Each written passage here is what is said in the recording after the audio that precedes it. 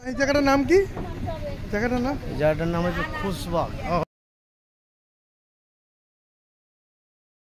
তো ফাইনালি গঙ্গার এইদিকে এসে আমরা এই অটোটা বুক করেছিলাম। দেখতে পাচ্ছ এরম অটো আমাদের আশেপাশেও চলে। এই অটো করে আমরা যাবো। এই অটোটা টোটাল নিয়েছিল বোধহয় 150 থেকে 200 টাকা, আমার এক্স্যাক্ট ফিগারটা মনে নেই। তো দেখতে পাচ্ছ এই প্রথম বেশ আমরা ফাঁকা ফাঁকাই গেছিলাম, ফাঁকা ফাঁকাই যাবো বলে নিয়েছিলাম। সামনে মাসি বসেছিল, একদম সামনে মা বসেছিল, আর আমি একদম পিছনে বসেছিলাম। তো অটোটা ছাড়তে একটু দেরি হচ্ছিলো, কারণ সবাইকে একসাথে অ্যারেঞ্জ করা একটু মুশকিল ছিল, এই জন্য।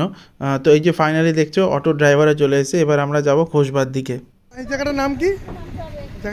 জায়গাটার নাম হচ্ছে খুশবাগ। ও, তো এখানে মেনলি আছে তোমার ওই ইয়ে মেনলি দেখার কি আছে এখানে আপনার খুশবাগ আছে, রসুনবাগ আছে, জগৎবন্ধুর ধাম আছে। দেখার মানে মেনলি আকর্ষণীয় স্থান কি? আকর্ষণীয় এখন আপনার এই জায়গাটা, আর একটা আছে আপনার এখানে মির্জাফরের ওই ইয়েটা আছে, মির্জাফর না যা আছে আপনার গঙ্গার উপর। আচ্ছা আচ্ছা আচ্ছা, এবারে আর কিছু নেই। এরপরে আর কিছু নেই। তো ওখানে সিরাজদৌল্লার সমাধি যেটা, সিরাজদৌল্লার সমাধি এটাই। হ্যাঁ সিরাজদৌল্লার সমাধি, এখানেই সিরাজদৌল্লার সমাধিটাই হচ্ছে মেন দেখা, মানে কবরটা আর কি। তো অটো থেকে নেমে আমরা এখানে সবাই একসাথে হয়েছিলাম। দাদা গেছিলো গাইড ঠিক করতে, কারণ দেখো মুর্শিদাবাদের মধ্যে একটা দর্শনীয় স্থান যেখানে এত চারিদিকে ইতিহাস ছড়িয়ে রয়েছে, সেগুলো ভালো করে গাইডের মুখ থেকে জানতে না পারলে পয়সা দিয়ে আসাটাই বেকার হয়ে যাবে। তো আমি ভাবলাম যতক্ষণ গাইড খুঁজতে গেছে আমি চারিদিকটা এক্সপ্লোর করি। এখানে একটা কাকা গুড় নিয়ে বসেছিল, এই কাকুর কাছে খেজুরের গুড়, আখের গুড়, আরও পাটালি গুড় ছিল। আমি জিজ্ঞেস করলাম, দেখালো এই বোমের মধ্যে আছে একদম অরিজিনাল খেজুরের গুড়, এর মধ্যে কোনো ভেজাল নেই, এগুলো 400 টাকা কেজি। আর এই যে দেখছো এগুলো আখের গুড়, এগুলো প্রায় 250 টাকা করে কেজি। তো যদিও এই পাটালি গুড়গুলো দেখছো এগুলো পিস 150 টাকা করে। তো যদিও আমি কোনো গুড় কিনি না, আমি জাস্ট কাকার কাছ থেকে সব খবর নিচ্ছিলাম। তো কাকার কাছে বেশ খানিকক্ষণ দাঁড়িয়ে আমি সাইডে চলে গেলাম আরও কয়েকটা জিনিসকে দেখবো বলে। তো ওই কাকুর কাছে আরও কয়েকটা ভালো মন্দের কথা, এখানে আশেপাশে কী কী দেখার জিনিস আছে, কাকার কোথায় বাড়ি, এইসব জিজ্ঞেস করে পাশের দোকানটার দিকে গেলাম। তারপর একবার পিছন ঘুরে দেখে নিলাম দাদা এসছে কিনা গাইড ঠিক করে, কারণ এত ভালো সুন্দর জায়গায় ঘুরতে এসে যদি গাইড না পাওয়া যায় এবং গাইডের কাছ থেকে সঠিকভাবে ইনফরমেশান না নেওয়া যায় তাহলে লস। দেখতে পাচ্ছ জায়গাটার আশেপাশটা বেশ সুন্দর, বেশ একটা খোলামেলা মাঠের মধ্যে জায়গাটা। ওইদিকে পেয়ারা মাখা বিক্রি হচ্ছে, এদিকে ডাব বিক্রি হচ্ছে। তো যাই হোক, দাদার আসতে বেশ খানিকটা সময় লেগেছিলো, ততক্ষণ আমাদের ধৈর্য ধরে এই বাইরে অপেক্ষা করতে হয়েছিল। তো ফাইনালি আমরা ঢুকে গেছি বাংলার শেষ স্বাধীন নবাব সিরাজদৌল্লার সমাধি দেখতে।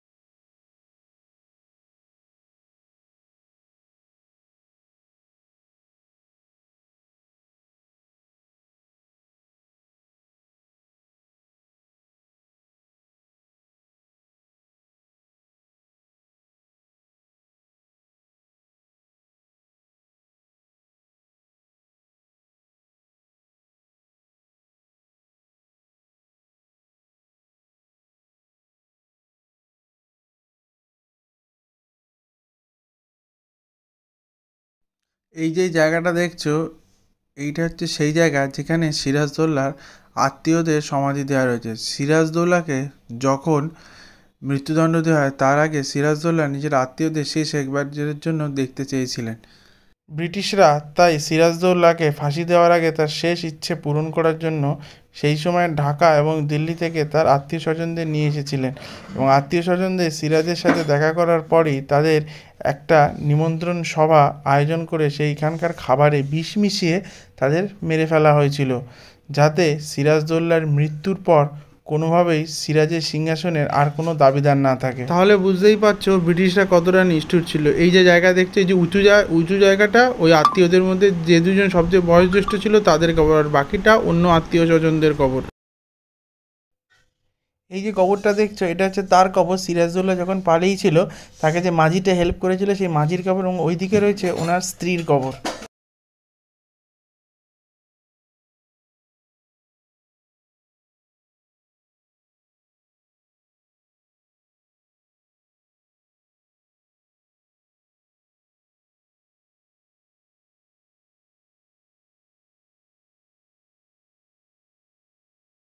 এই যে দেখতে পাচ্ছ এই কবরটা হচ্ছে সেই মাঝির কবর যে সিরাজদৌল্লাকে পালাতে সাহায্য করেছিল, আর ওই দিকের কবরটা হচ্ছে সেই মাঝির স্ত্রীর কবর। তো এখন আমরা এই বাড়িটার মধ্যে আছি। সিরাজের বাবা এটা হচ্ছে সম্রাট আলীবর্দী খাঁর কবর। এরপরে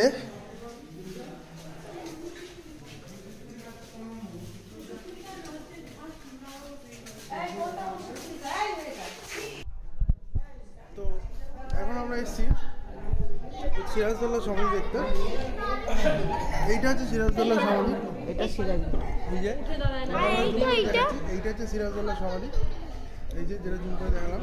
আর এই সাইডে এটা হচ্ছে ওনার স্ত্রী, সিরাজদৌল্লার স্ত্রী, সরি এটা সিরাজদৌল্লার পালিত ভাইয়ের সমাধি। এটা হচ্ছে সিরাজের স্ত্রী লুৎফারের সমাধি। আর এই সমাধিটা, এইটা সিরাজের আরেকজন স্ত্রীর সমাধি।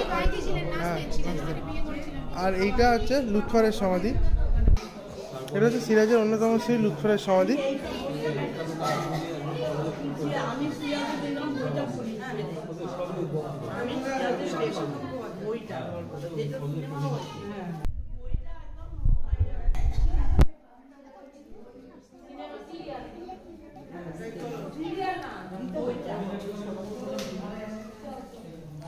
আর এইটা হচ্ছে যে আলীবর্দী খাঁর খবর, যেটা তোমাদের কিছুক্ষণ আগে আমি জুম করে দেখালাম। আর আলীবর্দী খাঁর খবরের ঠিক পাশেই সিরাজউদ্দৌলাকে কবর দেওয়া হয়েছিল, সেই সিরাজউদ্দৌলার কবর। আর এটা তো দেখালাম ওনার দুই স্ত্রীর কবর, আর এটা ওনার একটা পালিত ভাইয়ের কবর। তো ফাইনালি আমরা সিরাজদৌল্লা সমাধি দেখে বেরিয়ে এসেছি। আমাদের অটোটা এখানেই দাঁড়িয়ে রয়েছে। আমরা এখান থেকে আবার একটা জায়গায় যাব। তো এখান থেকে আমরা কোথায় যাব? তো এখান থেকে আমরা, ড্রাইভারটা বললেন এখান থেকে আমরা রুক্মিণীবাগ যাব। আমরা এখান থেকে রুক্মিণীবাগ যাব। তো ফাইনালি আমরা চলে এসেছি রোশনীবাগে। রোশনীবাগে আমরা এসেছি সুজাউদ্দিন খাঁর সমাধি দেখতে। এই যে দেখতে পাচ্ছ নীল রঙের বোর্ডটা, এখানে লেখা রয়েছে সুজাউদ্দিন খাঁর সমাধি, এবং লেখা রয়েছে এই মসজিদটি সুজাউদ্দিন খাঁর দ্বারা 1725 থেকে 1739 খ্রিস্টাব্দে নির্মিত হয়েছিল এবং এখানেই তার সমাধি করা হয়েছে। দেখো আমি যতগুলো সমাধি দেখছি কিন্তু প্রত্যেকটাই কিন্তু খুব সুন্দর করে ডেকোরেট করা রয়েছে। দেখো কি সুন্দর বাগান, চারিদিকে কি সুন্দর ফুলের গাছ, নানা ফুল, শুধু ফুল নয় আরও নানা ধরনের গাছ রয়েছে, এবং বাগানের মধ্যে সুন্দর সমাধিগুলো করা রয়েছে। পরিবেশ প্রত্যেকটা ভালো এবং প্রত্যেকটা সমাধিস্থল যথেষ্ট পরিষ্কার এবং পরিচ্ছন্ন। তো এইটা আমার এখানে সবথেকে বেশি ভালো লেগেছে মুর্শিদাবাদ ঘুরতে এসেছি, যেহেতু মুর্শিদাবাদ আমার অন্যতম প্রিয় জায়গাগুলোর মধ্যে একটা। এবার একটু সুজাউদ্দিন খাঁ সম্পর্কে বলে রাখি। এই সুজাউদ্দিন মোহাম্মদ খান ছিলেন বাংলার একজন নবাব। তিনি নাসিরি বানু বেগমের, মুর্শিদ কুলি খানের কন্যা জয়নুব উন নিসা বেগম এবং আমজাদ উন নিসা বেগমকে বিয়ে করেছিলেন। সুজাউদ্দিনের তৃতীয় স্ত্রী ছিলেন দুরদানা বেগম সাহিবা। 1727 সালের 30শে জুন শ্বশুরের মৃত্যুর পর তিনি বাংলার নবাবের সিংহাসনে বসেন। এই যে জায়গাটা দেখছো, এইখানটায় আছে ওনার সমাধি। এইটা হচ্ছে সেই সুজাউদ্দিন খাঁর কবর, যার কথা তোমাদের বলছিলাম।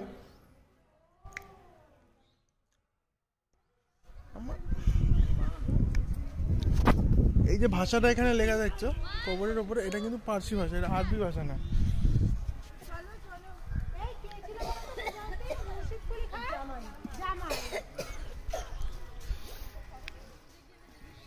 তো এই সুজাউদ্দিন খাঁ ছিল মুর্শিদ কুলি খাঁর জামাই। তো এইটা হচ্ছে সেই সুজাউদ্দিন খাঁর কবর, তোমাদের দেখালাম। এটা মসজিদের মতো করে বানিয়েছে।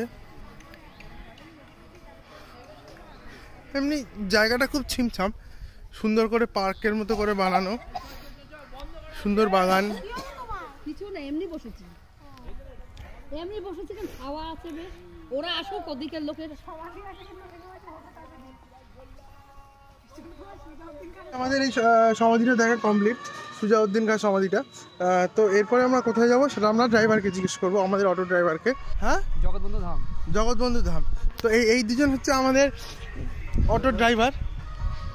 তোমার নাম কি? আমার নাম বিপ্লব মন্ডল। আর তোমার নাম? আমার নাম মুস্তাকিম শেখ। মুস্তাকিম শেখ দা।